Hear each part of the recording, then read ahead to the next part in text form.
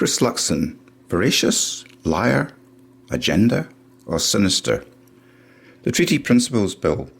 Firstly, a big thanks to Sean Plunket on the platform New Zealand for reporting on this issue and for presenting a balanced perspective on the topic, which I suspect will become a major election concern in 2026.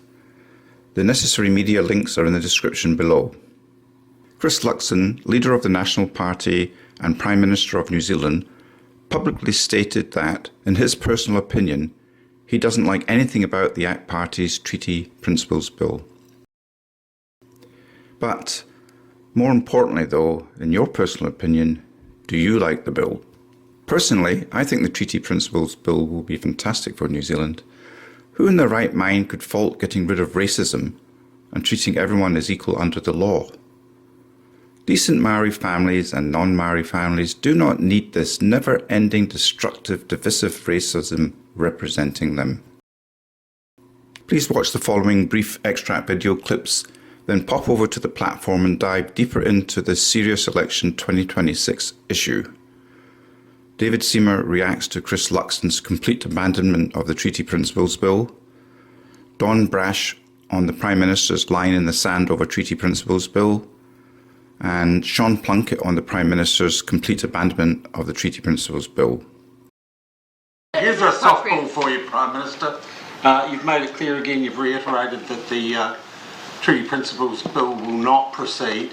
Yep. Can you tell us if there's anything in that bill that you like or what you dislike most about it? No, there isn't anything I like. I think it's a very simplistic, my view, a very simplistic interpretation of the Treaty of Waitangi that has served us, I think, incredibly well. And to simplify it down in the way through a piece of legislation like this, I think is a disservice to the treaty. He doesn't like it.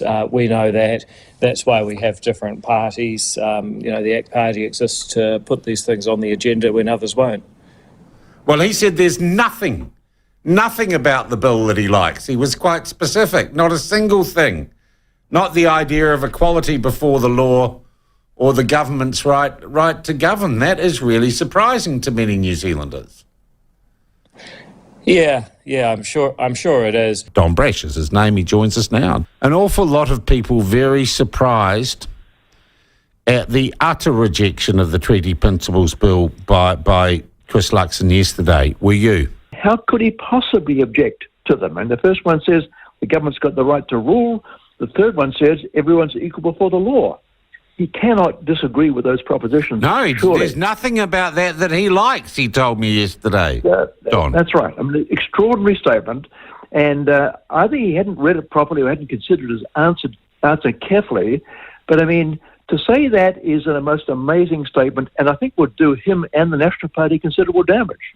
Yes. The polling shows clearly that most National Party supporters support this bill. How can you disagree with a bill that seeks to enshrine that in legislation rather than leave it to activist judges, woke bureaucrats and elitists to decide what the principles are and to change them without reference to the people of New Zealand?